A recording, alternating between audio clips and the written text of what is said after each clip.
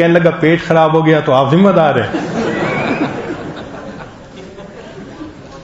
وہ پیٹ خراب ہونے کا ایک اور بھی واقعہ ہے کہ ایک صاحب مہمان گئے تو انہوں نے 20 روٹیاں لا کے رکھی تو اس نے ان میں سے 20 میں سے 19 کھا لی اور ایک روٹی واپس کر دی, واپس لے جاؤ.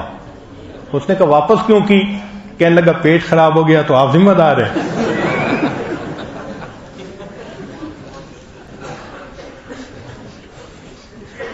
تو 19 سے خراب نہیں ہوا, 20 سے ہو جائے گا. تو حدیث پاک میں ہے کہ نبی اسلام نے فرمایا مسلمان ایک آنت سے کھاتا ہے اور کافر 7 آنتوں سے کھاتا ہے. تو اس بھوک کی کوئی حد نہیں ہے. ایک بزرگ کو جب کوئی دعوت دیتا تو وہ جلدی قبول کر لیتے تھے.